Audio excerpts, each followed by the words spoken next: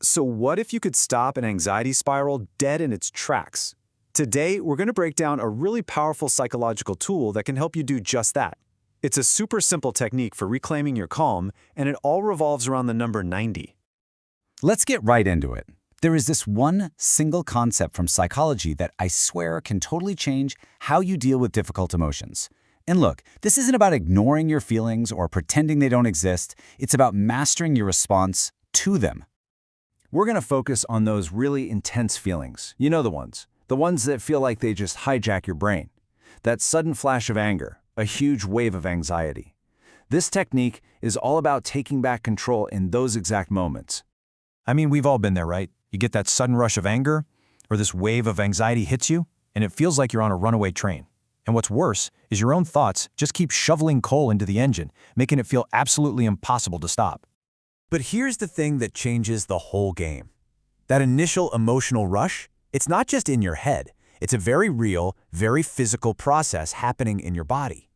It's basically a chemical reaction, and just like any chemical reaction, it has a built-in timer. It's not meant to last forever. Okay, so let's dive into the core idea here. It's called the 90-second rule, and it was popularized by a brain scientist named Dr. Jill Bolte Taylor. It's a total game changer, so let's see how it actually works. The rule itself is incredibly simple. When something happens that triggers an emotional response, the flood of chemicals that rushes through your body, the adrenaline, the cortisol, it runs its entire course and gets flushed out of your system in about 90 seconds. That's it, a minute and a half.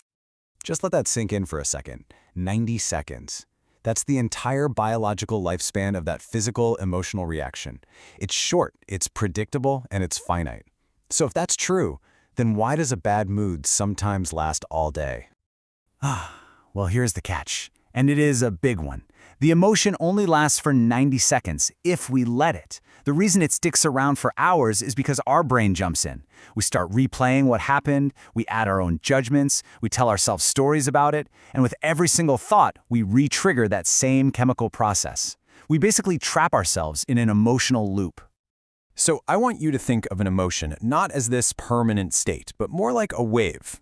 As you can see, there's a trigger. Then comes the chemical rush. It hits a peak, but, and this is the important part, if you don't interfere with it, it has a natural resolution. It's designed to just fade away on its own, all within that 90-second window. This really leaves us with a choice, right? We can either react and fuel the feeling, get stuck in that loop of, I can't believe they said that, which makes it last for minutes or even hours. Or we can choose to just observe it, allow the physical sensation to pass, almost like watching a brief thunderstorm from inside your house. You know it's going to end. Okay, so that's all the theory. Sounds pretty good, right? But how do you actually do this when you're in the heat of the moment? Let's break down a simple, practical strategy for riding that emotional wave instead of letting it crash on top of you. The entire technique really just boils down to these 3 simple steps. The moment you feel that surge of emotion, your whole mission is to pause, breathe, and let the wave pass. Let's look at what each of those really means. First, and maybe the most important step, is to just pause. Just for a second. Resist that immediate urge to lash out or to start worrying or to run away. You simply acknowledge it. You say to yourself, okay, I'm feeling angry right now. That tiny moment of awareness, well, that's everything. That's you taking your power back. Next, you just shift your focus to your breath. Taking slow, deep breaths sends a direct signal to your brain that you are safe. It basically activates your body's rest and digest system. Think of it like hitting the emergency brake on that whole fight or flight chemical rush. And finally, you just become a curious observer. So instead of analyzing why you feel this way, you just notice the physical sensations. Is your heart racing? Are your shoulders tense? You just watch these feelings without judging them, like you're a scientist observing a temporary phenomenon. And you remind yourself, this is just a 90-second wave, it will pass. When you practice this, it's not just a coping trick. It becomes a fundamental shift in how you relate to yourself. It's about finding the incredible power that exists in that tiny little space between a feeling and how you react to it. Think about it like this. Fighting an emotion is like trying to hold a beach ball underwater. It takes a ton of energy, right? And the second you let go, it shoots up with even more force. But when you stop fighting and you just let it float there on the surface, it loses its power over you. It just kind of drifts away. And this is so important. This technique is not about becoming numb or suppressing what you feel. It's actually the complete opposite.